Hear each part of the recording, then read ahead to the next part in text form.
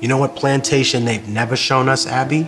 The most prominent ones, the ones that were most profitable, the breeding plantations. Why don't you want to show us those?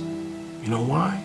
Because after the research that I did for this album, you realize that the moment that a girl menstruated, she was put in a stable where a horse would be and forcibly mated, forcibly raped by a male of the slave master's choice. And when she had children, they weren't called children, they were called a litter of pups. The punishment being or killing a person in medieval Spain is gelding. Gelding is when you take hot pincers and you take a man's balls and dick off root and stem. Killing a person, law of the Bible, right? Medieval Spain, super religious. You killed a man, he should be killed. Why were indigenous and black people categorized as subhuman?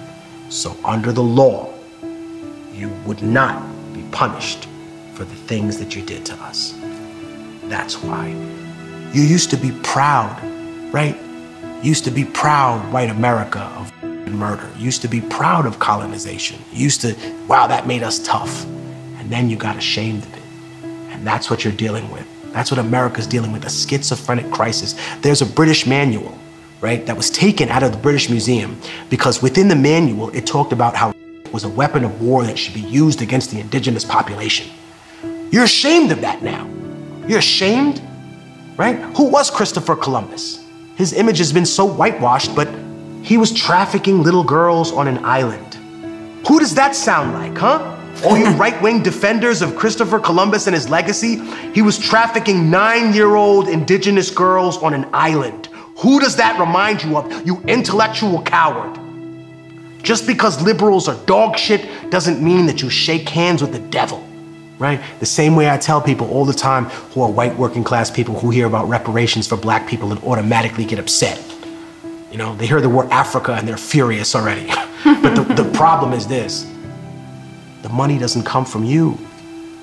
No, it comes from the financial institutions that banked and built their stock exchange on labor, on the payback that they got from slavery. Because reparations is not actually what African people are asking for in this country.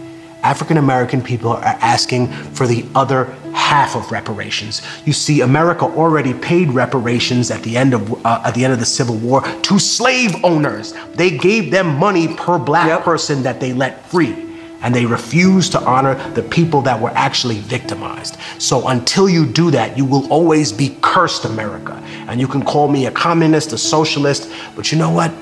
It doesn't matter what you call me. You know that I'm right, right? And you know that I stand more for indigenous rights than I do for the European interpretation of a left-wing ideology that doesn't always work in a cookie-cutter scenario when you plug it into Latin America. Because at the end of the day, that was still being pushed by two large governmental entities that wanted to challenge the United States' control of the region. We're tired of being pawns.